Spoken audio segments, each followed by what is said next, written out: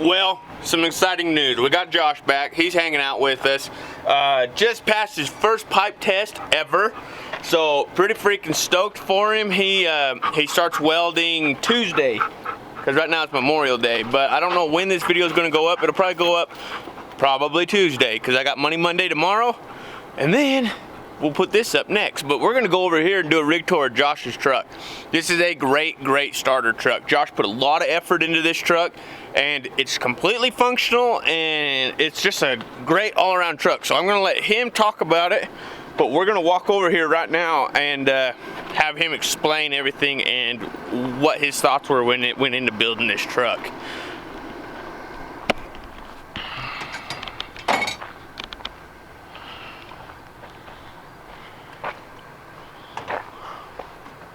I don't know, organize a little bit.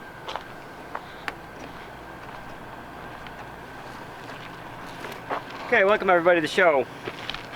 Can't even take myself serious with the T300. But you got it. But I got it. Okay, this is my rig.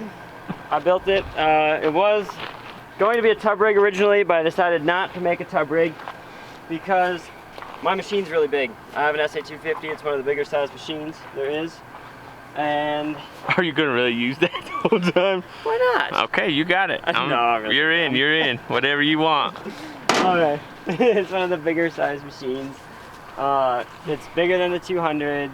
Now obviously the Pipe Pros are wider and fatter, but yes, it does actually fit, I believe, sideways, but I didn't want to deal with picking it up out of the tub rig because everybody has issues trying to pick their machine up out of their tub rig. Like, sometimes you have to hook something on it to lift it and then have a buddy stand on the front end so you don't hit the nose cone as you lift it out.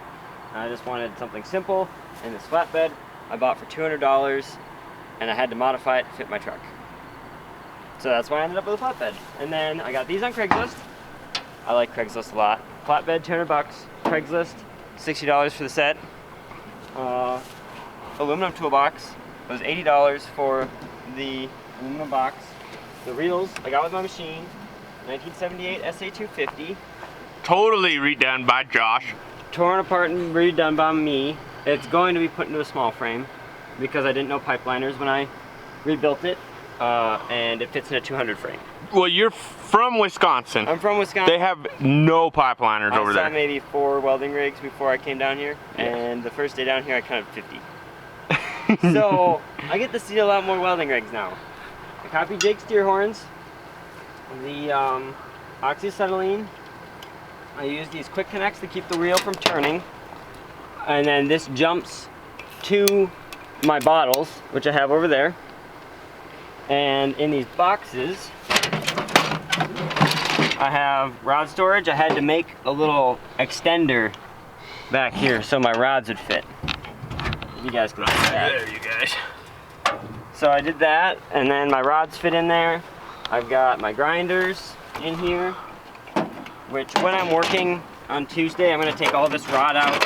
All I'll need, the pipeline, when you work pipeline, they'll give you all the rod you need. Like, they'll give you 3 cans of rod, and that's all I need. So I won't even use this. This is the wrong rod. So they'll provide all that. I won't need all these rod cans in there. Give me more space for grinders. This is my remote box. Who built that for you? Andrew Black in Fort Collins, Colorado, the owner of Arc Welding. You can find on my Instagram his number, or I believe we'll put it in the description. Put it in the description. Yeah. This is an ammo can that he builds these out of. They are pretty cool. This remote costs $200. Yep. Oh, I gotta move that. I'm glad I saw that. I just put that sticker on and I put my oh, it's not on right. I put my knob too low. I got Allen keys to fix it, but you'll see where I store those. So I got my hand tools kind of in here. This guy needs to be moved. Everybody needs to have one of these if you own an older. If you own an armatured machine. Yeah, if you own an armatured machine, you gotta have a multimeter. That's what they call these, I believe. You gotta own a multimeter to test your OCVs. Then in here I have all my vice grips, my levels, my squares, my wedges, hammers, clamps, everything I need, my wraparounds. I got branch templates in a tube, which I need to give back to Jake. Okay, so now let's talk about this for a second. You are rigged up to fab. I'm rigged up to fab, yes. Okay, I believe everybody needs to be rigged up to fab. I believe that this is where, like, you need to be tooled up like this. Right. But pipeline, you're gonna need about 1/8 of what you got on here. Pipeline, you need the machine, the leads, one grinder. Probably want to have a backup grinder, but you need one grinder, your remote extension cord. You know, you need leads, machine, remote, grinder. Yeah. You don't need anything else after that. But that is all you're gonna do. And then when it comes time to actually build something, you're screwed. Right. Then, like, say when you get into tie-ins and building valve sets and stuff in the yard, then you're gonna need to pick up stuff like flange pins and more levels, all that good stuff that you need to fabricate with. Yes. So Josh is like the most rigged up helper now, welder. Yeah. He's a full-blown welder now. So say you go from pipeline and you go to tie-ins. To go to tie-ins, you're going to need an angle finder. That's the handiest tool right there. A 100-foot tape measure, a wraparound, 2 levels probably. So I had a welder one time when I broke out. It was my 3rd job. I didn't have a long barrel torch. I borrowed this dude's torch twice. And he freaking ripped my ass the 2nd time. He says, listen here. He says, me and you make the same money. He says, go get your own barrel torch. I left early that day and went and bought me a barrel torch. You're making the same money. So get the tools that you need, all right? So this is kind of my box setup. Now you would, if you're doing tie-ins, need a branch, or not branch. If you're doing tie-ins, you'd need to have a barrel torch. Yes. Which you would need a short and a long usually. Which mine are stored right here. Oh, there we go. How you doing, Neil? How are you, man? Good, buddy. Good. So you need barrel torches.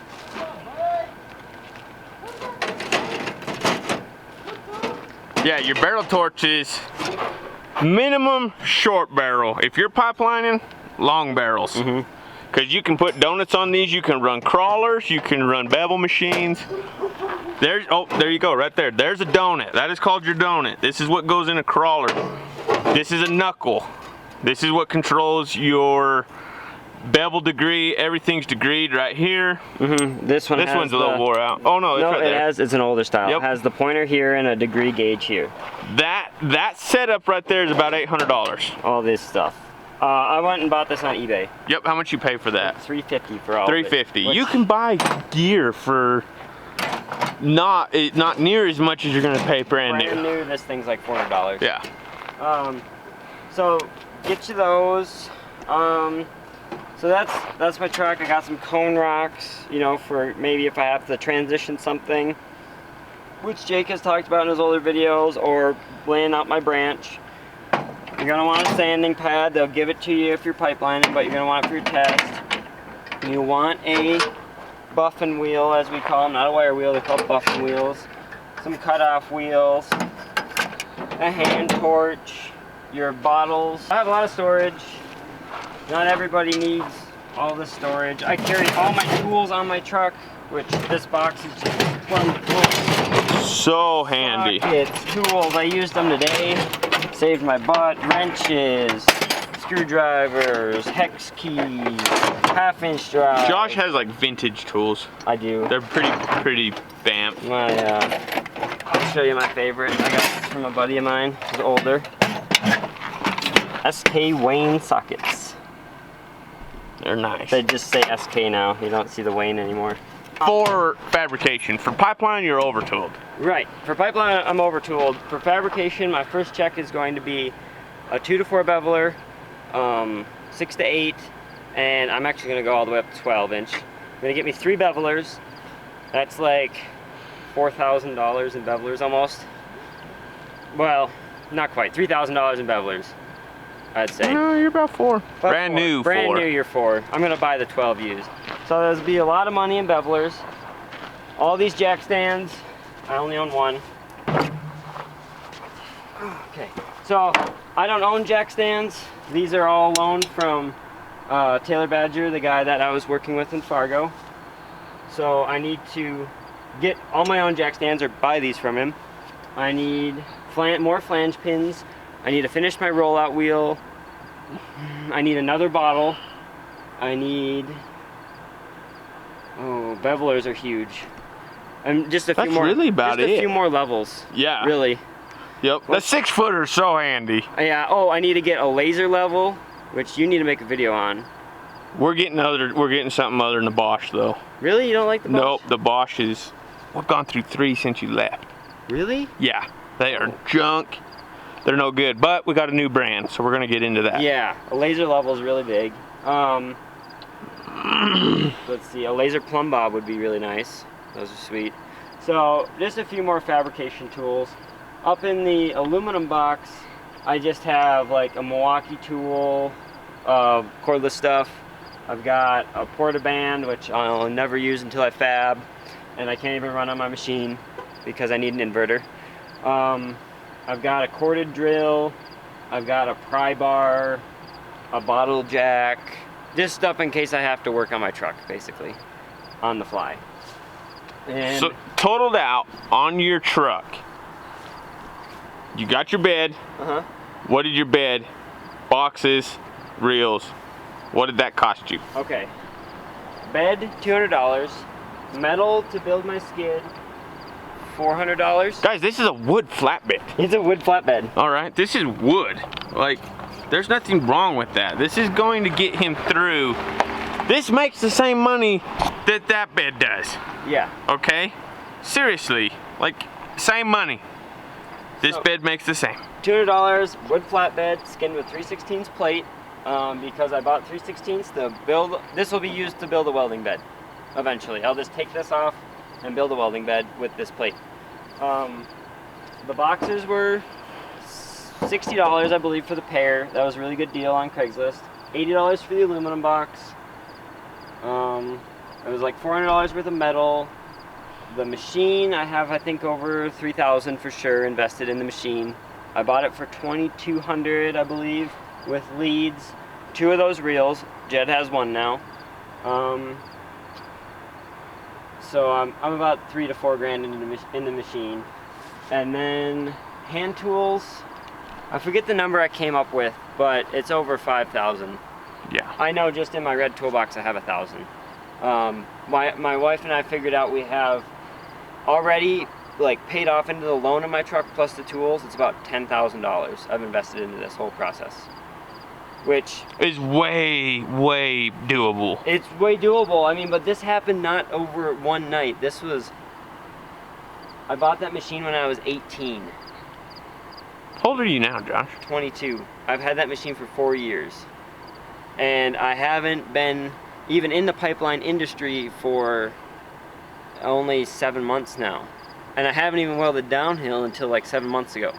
So it was I knew I wanted to get here, but it just took me a long time. And I could have done it faster now knowing what I know. But it's just trying to learn. Hence the reason we build YouTube videos. Yes. This is such a thing that, like, Josh, it took him 4 years to get here. It took me 3 years well, actually it took me longer than that because I didn't even know you could make a living doing it. Right. But guys, that's the whole reason we build YouTube videos, is because the path that we took a long time. The path that you can take can be twice as fast. All right? All you gotta do is just listen to what we're saying. Josh is saying, hey, this is gonna cost 10 grand. Still got a loan on the truck, but hey, what are you making right now, Josh? On this next job? When you show up. On Tuesday, I'll be on the clock for 43, 15, and 100. You guys, he just made his money back in 2 weeks. The rig pay alone will be $1,000 a week. Just for them to rent my truck as the gas company, it'll be $1,000. This truck cost $12,000 used. 12 weeks, this truck is paid off. 3 months. It's a V10 Ford. Who cares? Yep. It's gonna make me money. You have got to put the risk in. And I think that's people's biggest thing, and it's what takes the longest, is they're not willing to put that risk into what it's gonna take to do this. Josh invested everything into this. He got him a trailer. He had no freaking money when he was a helper. I used my tax return to buy my trailer. Yep.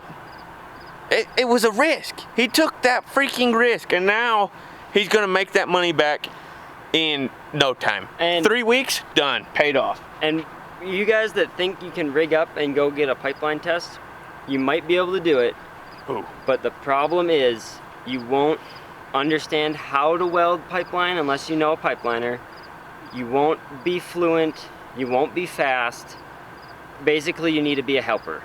I think so. I believed back when I was putting this all together, I believed I could teach myself downhill and break out and think I could be a good welder, you know, without having to be a helper. I now think after being a helper for 2 welders, you have to be a helper. Greatest thing you ever did. Yes. Like, even busting my test in Fargo was maybe the greatest thing. Like, guys, when you talk about pipeline welding, fast. Like, I used to weld in 3rd gear all the time practicing. None of that anymore. 4th gear. You're in 4th gear, you're hot, you're burning a 3/16 at 4th gear and 60 maybe, 70, some of these guys on 16-inch. And the saying is, above the pipe, below the coating. I mean, you're putting on a cap that, if you don't know what you're looking at, looks underflush. Like, you look at it and you go, it's underflush there. And they're like, nope, it's perfect.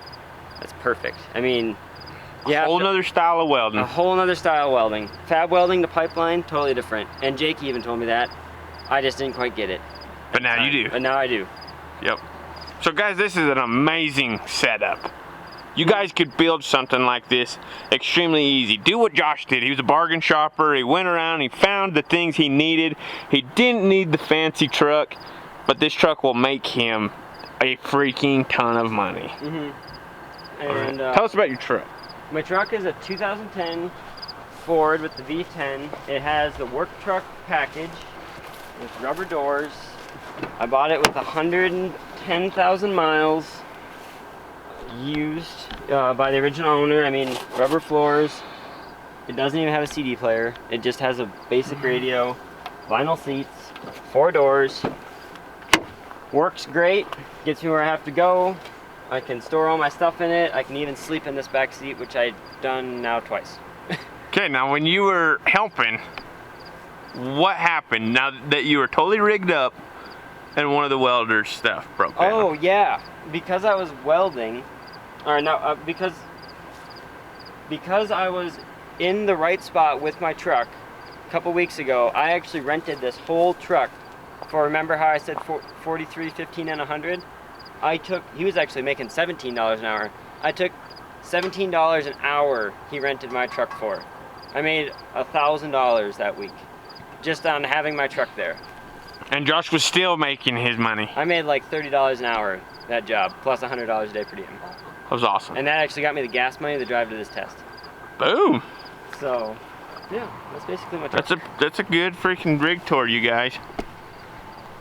So anyways, everybody can do this. It just takes you disciplining yourself to save the money, get what you need, to get the contacts that you need, which the helping end of it gets you all the contacts. Holy cow, dude. Like, you guys have no idea, being a helper, you can go to school. School is a great thing. School is not a bad thing. It will give you the basics of what you need, but you are not going to build the relationships you will if you are out here doing it.